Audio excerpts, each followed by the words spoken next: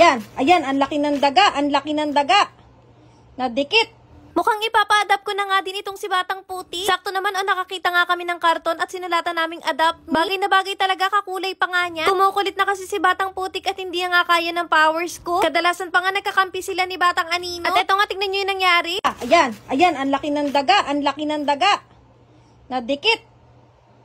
Nadikit. Sa sobrang kulit nga niya, nadikit siya dito sa may panghuli ng daga. Nasa ilalim na nga yan pero pinuntahan niya pa di. Kaya naman ayan tuloy yung nangyari sa kanya, dumikit na nga siya. Sobrang dikit pa naman netong panghuli na to. Kaya malamang neto mahihirapan ako matanggal. At ay na nga, sobrang dami nga niya malagkit dito sa may paa niya. Kaya naman gugupitin na lang natin. Mabuti na nga lang at hindi na mahalata kapag ginupit ko kasi nga mahaba na yung buhok ni Batang Putik. At ay na nga guys, tignan niyo naman yung post niya. Sobrang dami talagang dikit. Hindi ko na nga talaga matanggal kaya naman ginupit ko na. Mabuti na nga lang at hindi nga siya nagre-reklamo. At ay dinerecho ko na nga siyang paliguan. Ito nga yung ginagamit ko sa mga buhol nila. KND Detangling Spray. Nilalagyan ko lang sila neto sa buong katawan. And after nga nun, susuklayin naman natin. Ang ganda din talaga netong ginagamit kong suklay kasi sumasama talaga yung buhol. At ayun na nga, tingnan nyo, after nga namin magsuklayan, ito na nga yung nakuha ko. After ko siya suklayin, ito na nga, sasabunan na natin. Ang dami nga pala nagtatanong kung ano ba yung gamit kong sabon dito kay Bailey. Paano ba naman ito nga siya before? At ngayon nga, wala na siyang kasugat-sugat at napakahaba na din ang buhok niya. KND Anti-Tick and Flea Soap and Spray lang pala ang katapat niya. Napakaraming benefits nito sa kanila. Kaya naman every time talaga na maliligo sila, hindi ko to kinakalimutan. Lahat nga sila sinasabunan ko nun. Bukod sa hindi na nga sila kakapitan ng garapata, gagaling yung mga sugat nila na maliliit. After nga nun, ito binoblower na nga namin siya. At alam niyo ba, si Batang Putik, ayaw niya talaga ng blower kahit anong gawin mo. Daig pa nga siya ni Batang Anino. Si Batang Anino nga relax lang. At ay na nga, palit na nga muna kami ng daddy niya. Siya na muna daw ang magbo-blower. Pagkatapos nga ng ilang minuto, ganito na nga itsura niya. O diba, grabe, sobrang cute. Mukha na talaga siyang teddy bear. Brown na brown talaga ang kulay niya. Kaya nga siya tinawag na Batang Putik kasi mukha talaga siyang putik, lalo na sa personal. At ito naman guys, yung huwag niyo kakalimutan kapag nagpapaligo kayo. First, nilalagyan ko muna ng KND ear powder itong tenga nila. Yung mga nakikita nyo ng buhok dyan sa tenga, madali na lang yan mabubunot kapag may KND ear powder. Ayan, lagyan lang natin siya. And after nun, i-massage mo siya. At ayan, dahil nga 2 minutes na pwede ko na bunutin to. Grabe, ang galing talaga ng product na to kasi ang bilis lang talaga mabunot ng buhok nila sa tenga. Ito kasi yung dahilan ko bakit nga bumabaho yung tenga nila. Kapag naliligo kasi sila, may pumapasok talagang basa dyan. At kapag hindi nga natin napatuyo na maayos, pwede nga sila magkaroon ng ear infection. After ko nga mabunot yung buhok niya sa tenga, ito naman yung ginagamit ko, KND Ear Cleaning Solution. Ito naman yung makakatanggal ng mabahong amoy sa tenga nila. Nakakatanggal din ito ng ear mite. At ang maganda pa dito na papagaling niya nga ay maliliit na sugat. Kasi minsan nga pang nagkakamot sila, natatamaan talaga nila yung tenga. At ayun guys, nagpatak lang ako ng 2 to 3 drops sa tenga niya. At ayun, pag angat ko nga ng cotton, ganito na pala kadumi. At ayun, tingnan nyo naman pagkatapos ko nga siya linisin, okay na. Tagal na nga yung amoy ng 5 days. And after nga na ito, bibigyan ko siya ng woofing bath. Dahil very good nga siya, kahit tumikit nga siya dun sa panghuli ng daga. Ayan, tingnan nyo, paborito